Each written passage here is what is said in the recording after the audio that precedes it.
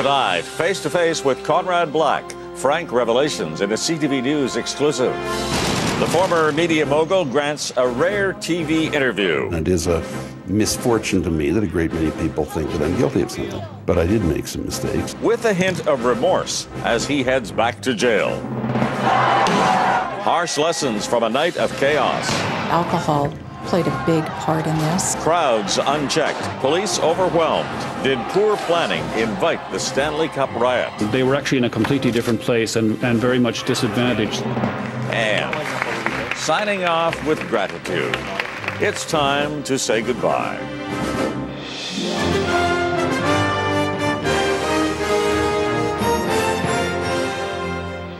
CTV National News with Lloyd Robertson. Good evening. One last time for CTV National News. And we begin with a story you'll only see here.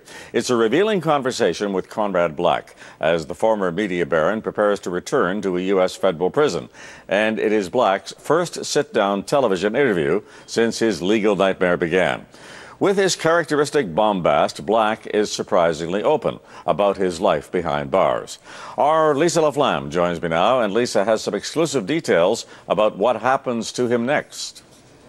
Lloyd, I sat with Conrad Black for a 3-hour interview in New York, and to call it compelling really is an understatement. We covered a lot of territory, but the latest development in this ongoing saga, Conrad Black is not going back to Florida's Coleman Federal State Prison. It seems 2 female prison guards who testified against him are now afraid for their safety. They had a security fear if I went back there, as if I was going to assault these 2 women who are not pin-up girls, believe me. You know, I mean, to go back there for 7 months, for the first time in my life at the age of 67, I'm going to commit assault on these 2. So what's your reaction to that? I mean, at the very least, you became comfortable in that environment. Now you have to do it all over again. My reaction is that no inanity, stupidity, or malicious inconvenience inflicted by the Bureau of Prisons surprises me. To the average Joe, you've been in prison and you're going back to prison. Yes. So you've been convicted of something. I am not responsible for what the average Joe thinks of it. And I don't say that disparagingly of the average Joe. Why should he know any more about it than he does? And it is a misfortune to me that a great many people think that I'm guilty of something. But I did make some mistakes, and I think even my most vocal critics will acknowledge I paid for them. For 29 months inside Coleman Federal Prison, Black tutored fellow inmates, but those cellmates taught him something also. Most of the time I had a very nice Honduran. He didn't speak English very well, very nice person though. And the last person on the lower bunk was, again, a very pleasant guy from North Carolina. What was he in for? You never ask. Really? Aren't you curious? If they want to mention it, they'll mention it. And some people did, but if they don't, then you don't ask. I did ask about the toll this ordeal had taken on his wife, Barbara Emile. For the first time, he admitted guilt. Do you feel guilty about the impact these years have had on her? I don't normally confess to a television camera with a large number of viewers. So I will make an exception on this one occasion for this. I would not normally consider CTV to be an appropriate place for confession, but the answer is yes, and I have made my confession to her on that point many times. We can't tell you which prison Conrad Black is going to, but I can say that it is closer to Toronto, which will be less taxing on his wife, Barbara, who visited him in that Florida prison sometimes twice a week. So, Lloyd, we will have a lot more revealing information on Monday night about Lord Black's next move. So did we see Conrad Black with a hint of remorse this time? A little contrition, Lisa? Well, we certainly heard him admit to some mistakes, which is rare. You just heard that. But when it comes to to those convictions. He is fiery. He is adamant. He committed no crimes. He calls this torture, what he's lived through. You know, he actually wrote a book in prison. It's called A Matter of Principle, and it comes out this month in September. And it really is his side of the story, and as I say, truly a compelling story. He admits that he could have played his cards more diplomatically and says he will when he returns. So we'll talk more about that on Monday. All of that sounds fascinating. Well, we'll see you soon, Lisa. Lloyd, I just want to say, I have to say, I will miss these talkbacks with you, and I will miss you. Thank you. Good night. The long-awaited report on the Vancouver riots is out, and it confirms what everyone who saw the shocking footage already knows. Police were totally overwhelmed and woefully unprepared. The report outlines a litany of problems leading up to the violent rampage and makes recommendations to prevent it from happening again. CTV's Lisa Rossington has the details. This is what happens when too many drunk people are allowed to run free with no consequences. That's the gist of a government-commissioned report that's taken 2 months to produce. The riot was caused by thugs and villains and people who cheered them on. The authors say what fueled the Stanley Cup riot in Vancouver June 15th was too many people arriving sooner than the police did, and they were intoxicated. The report says there were 446 officers facing 155,000 people. However, once the night was over, 928 officers were on the street. There were not too few police, there were too many people. Not too many people for the police, but too many people for the venue. Keefe and Furlong insist more officers would not have prevented what happened. However, the report says many mistakes were made. The city and the Vancouver Police Department should have considered a worst-case scenario. The police chief's strategy to be visible and greet fans became impossible because the crowd was crushing and police couldn't move. And police were too late getting on the ground for the 5 o'clock game. The fans arrived long before most of the police. The opportunity to set the tone was lost. When the crowds turned ugly, police didn't react quickly enough. Getting officers into tactical gear took too long, and there was command confusion on the street because of a faulty radio. They should have had one of the helicopters in the air. They should have had the police who were early deployed calling back in and saying, we've got to rev up our deployment. If I knew there was going to be a riot, I would have deployed way more police officers. In a strange twist, the region's transportation system was too efficient that night, moving thousands of people into the riot zone. The report says if Vancouver wants to host a large event again, there has to be a better regional plan. Lisa Rossington, CTV News, Vancouver. There is a lot of soul-searching in the hockey world tonight following the sudden death of Wade Belak. The body of the former NHL tough guy was found in a Toronto hotel room yesterday. Numerous reports say he took his own life. It's not clear if his 14-year career as an enforcer on the ice played a role, but in the wake of 2 other hockey deaths, some say it's part of a disturbing trend. CTV's John Benavalli-Rao has more. This is the last known photo taken of Wade Belak on the right, smiling and posing with a fan at a Toronto bar, about 12 hours before his body was discovered in this downtown hotel, with reports suggesting the NHLer somehow killed himself. You're just floored. You just, it just hits you like a punch in the stomach. Today, those who knew Belak on the ice said his sudden death just doesn't add up. He didn't seem like a guy that had a lot of demons. And everywhere he played with the media, he had fun. Belak had recently retired from the game and was in Toronto filming a skating-based reality TV show. By most accounts, he seemed happy, even to his dad, reached by phone in British Columbia. Yeah, we had no indication at all that there was anything like this to be worried about. Belak was 35 and leaves behind 2 young children and a wife. In a statement, she said, Wade was a big man with an even bigger heart. He was a deeply devoted father and husband, a loyal friend, and a well-respected athlete. This loss leaves a huge hole in our lives. And a community of hockey players in disbelief there's another death. This is the 3rd guy already this summer. I mean, it's hard to grasp. Just last month, Winnipeg forward Rick Rippon was found dead in his Alberta home. He'd suffered from depression. And in May, New York forward Derek Fugard died of a drug overdose. All three were enforcers, meaning they did a lot of fighting, prompting questions about the toll that can take on a player. Though some say it's not yet clear Bilak's death had anything to do with hockey. We don't have the facts yet. We don't know all of the information. Meanwhile, Bilak's dad says his family is surprised things went this way and that he's still not sure himself whether his son's death had anything to do with the game he loved. John Venavelli-Rao, CTV News, Toronto. It has been almost a week since Hurricane Irene slammed into the eastern United States, and still the after effects linger on. An estimated 1 million homes and businesses in 5 states are still without power. New York is in the worst shape. Hydro crews have been brought in from other parts of the country to do repairs. Officials say it could be another week or more until the lights are back on everywhere. And far out over the Atlantic, another big storm is swirling towards land. Katia has been downgraded from hurricane to tropical storm status, but forecasters say you can bet money it's going to change. Katia is expected to gain strength over the next 2 days and could be a major hurricane when it reaches the Caribbean. It is still about 1,500 kilometers from land, but moving steadily westward. Experts say it's still too soon to tell if it will hit the U.S. coast.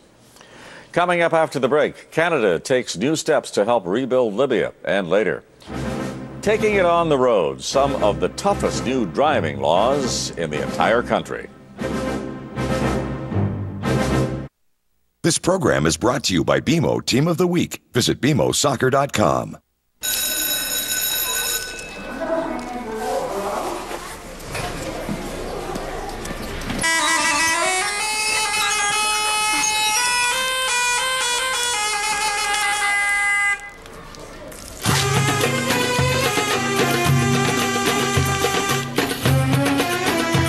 Amazing? No! Amusing! Yes! Amuse Twist Natural Cheese Snacks, a source of protein and calcium. When you've been together as long as we have, honey, where's that? Top shelf! Life can get a little routine. That's why I decided to switch things up with Cottonelle Ultra toilet paper. Oh, yeah. You see? Nothing beats how thick it is. Love it. You could say it's that one little switch that's made all the difference. Dana, get dressed. We're going dancing. Little switches can make all the difference. With its unbeatable thickness, Cottonelle Ultra is one little switch that'll change how you feel. Up on the ridge, 10 o'clock. What do you think happened?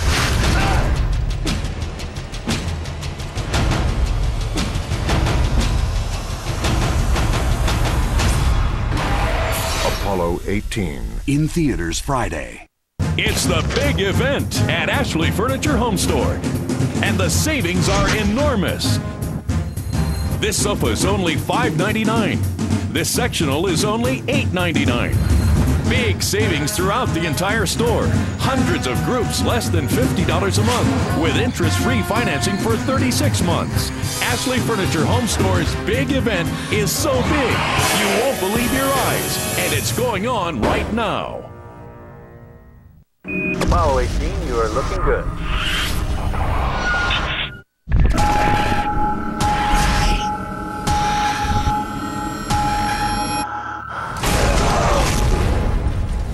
In theaters Friday. As the search for Muammar Gaddafi continues, there is still another major challenge for the new leaders of Libya. How to deal with the ousted dictator's supporters. Many of them took up arms, and with the rebels now largely in control, tension is on the rise, and deep and dangerous divisions are everywhere. CTV's Janice Maker-Frere reports from Tripoli. Out of loyalty or financial need, they all fought for Muammar Gaddafi. Now they're prisoners under watch. We are brothers. The most important thing is for the killing to stop, says this Gaddafi soldier. Yet when rebel guards are out of sight, the voices here shift. I ask this man if he still believes in Gaddafi.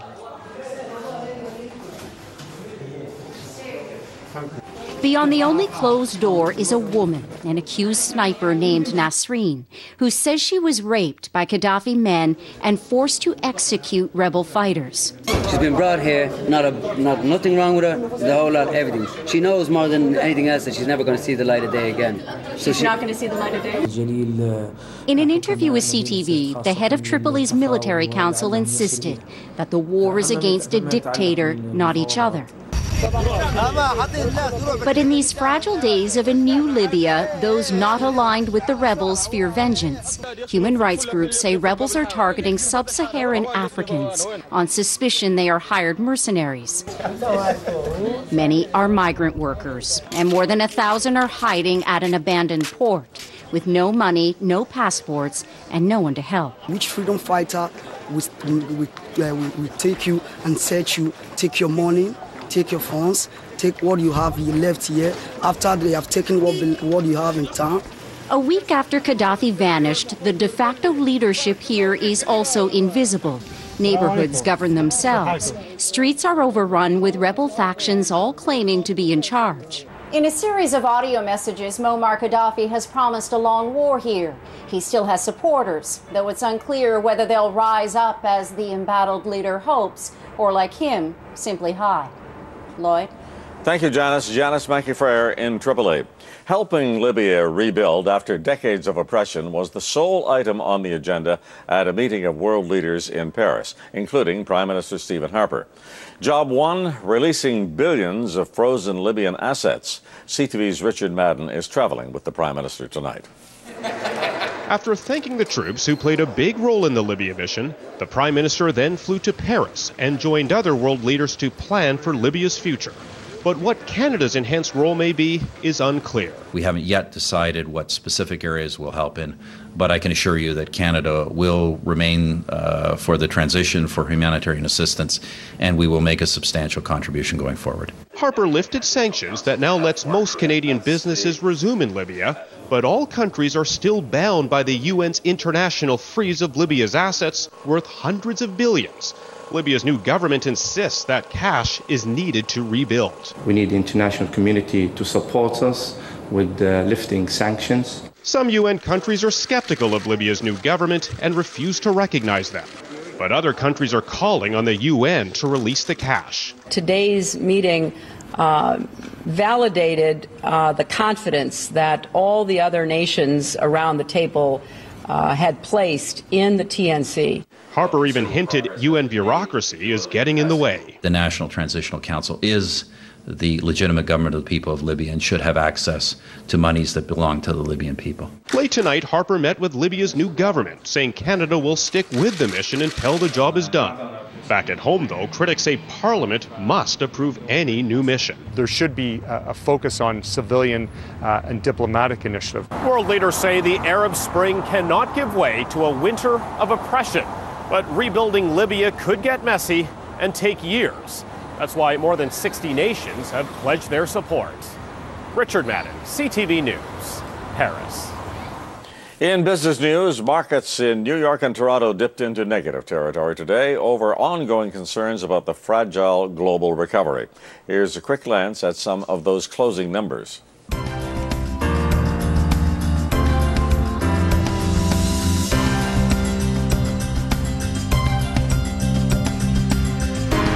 We are back shortly, but first, what's coming up in local news?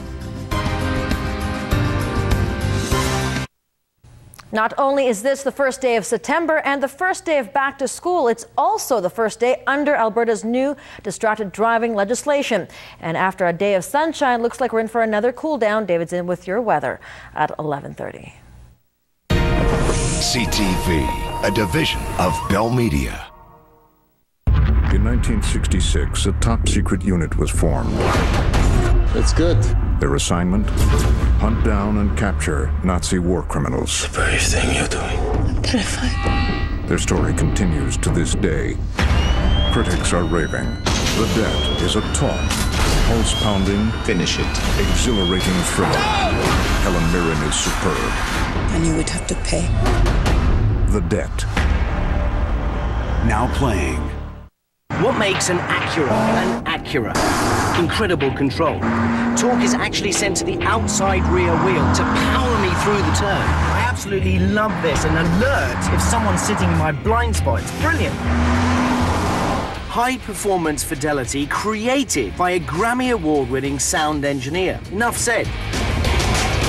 Acura is celebrating 25 years in Canada, but you get the gift.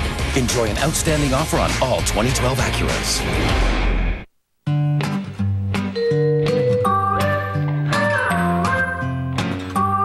When my mom buys groceries at Walmart, it means that I get to enjoy more of my favorite foods every single day, which I've come to discover makes my school week much more enjoyable. In more ways than one. Get back to school favorites at unbeatable prices. Walmart. Save money, live better.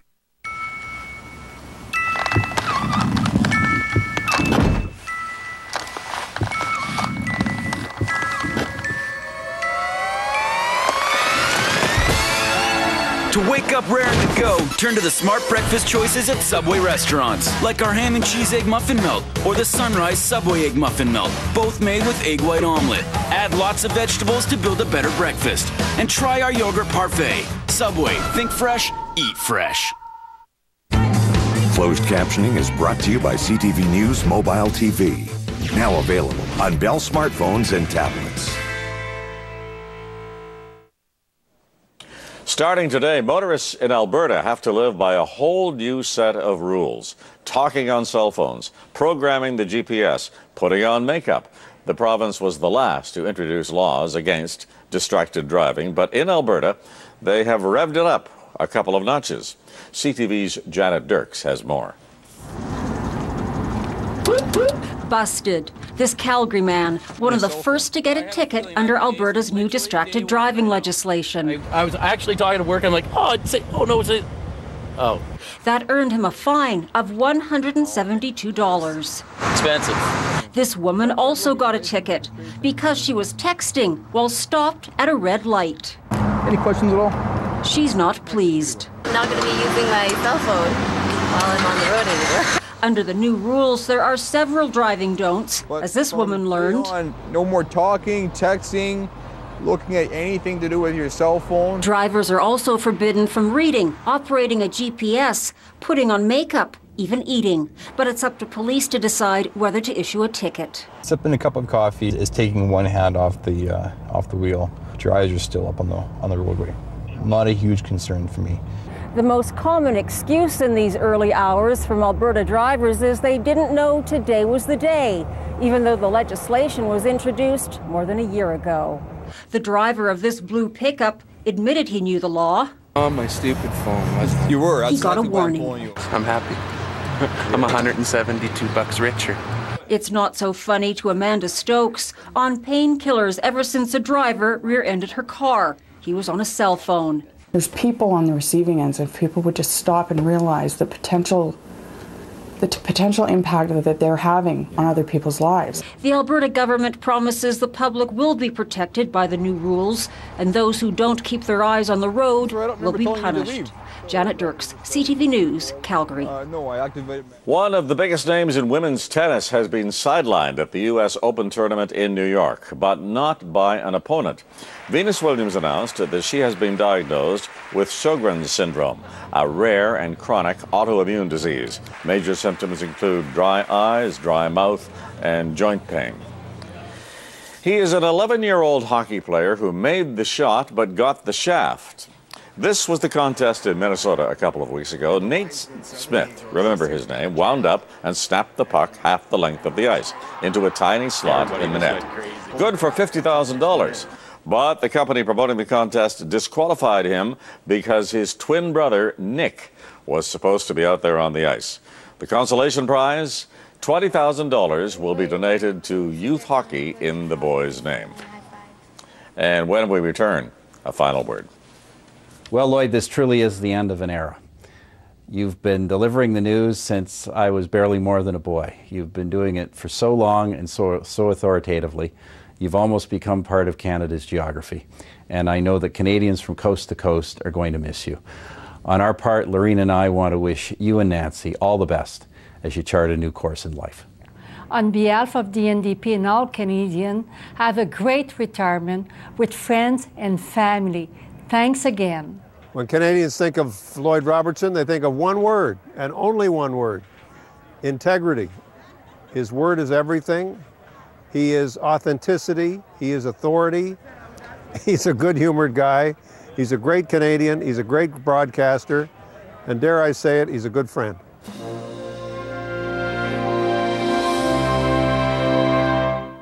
We need to know the scale of the epidemic. 1 billion sick. That's where we're heading. You ever seen anything like this before? When will we know what this is? It's figuring us out faster than we're figuring it out. Your wife is dead. What happened to her? We can't even tell people what they should be afraid of. They're setting up roadblocks. People will panic. Get away! Get away! Contagion. In theaters and IMAX September 9th.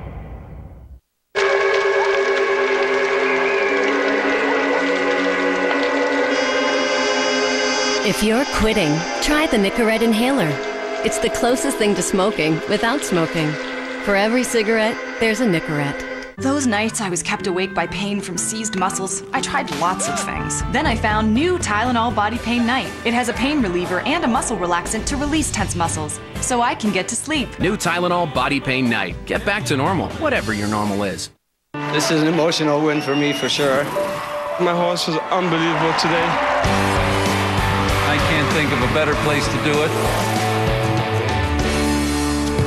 The Spruce Meadows Masters, September 7th to 11th. Up on the ridge, 10 o'clock. What do you think happened?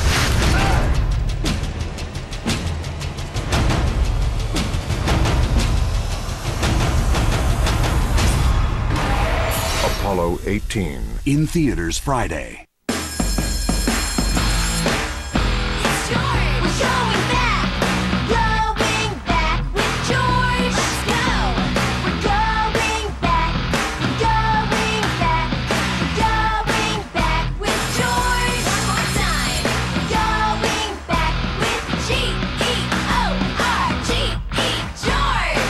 George Kids Quality Guarantee promises that if our clothes wear out before your kid outgrows them, we'll replace it. This is George. And so we come to the end. And it couldn't happen at a more fitting time than the beginning of September 2011. It was 35 years ago this month that I agreed to come to work for CTV, and Harvey Kirk and I teamed up for a successful 7.5-year run. During that period and since, we have had the usual ups and downs in the news cycle, from natural disasters to royal weddings. And I am deeply grateful to the many of you who have stayed with us through it all. For me, it's been a rare privilege to have been able to serve in this position for so long. It's been a front row seat to history. If someone had told me 60 years ago this would be my life, I would have said they were crazy. Most of all, it's been fascinating to watch our country grow in confidence and stature. We have developed a unique place in the world. We can brag, in that modest Canadian way, of course, about our AAA credit rating, about the success of the Vancouver Olympics, and look forward with some assurance that we won't have to undergo the near-death experience of another Quebec referendum. Thank you 1,000 times over for all of your touching messages, some that speak of watching through the generations. There is the woman from Ontario who tells me that as a student, our familiar opening music would take her from studying at 11 o'clock to join with her parents for the newscast and discuss the events of the day. She now does the same with her own children. Without her and people like her, I would not have been around for so very long. And it's not false modesty to say that I am only the most visible member of a highly skilled and thoroughly dedicated team of news, production, and technical professionals, all around me here and out beyond. I can simply never offer them praise enough. The CTV National News with Lisa Laflamme begins on Monday. I will see you along the way. And that's the kind of day it's been, this Thursday, September the 1st. For all of us at CTV News, good night.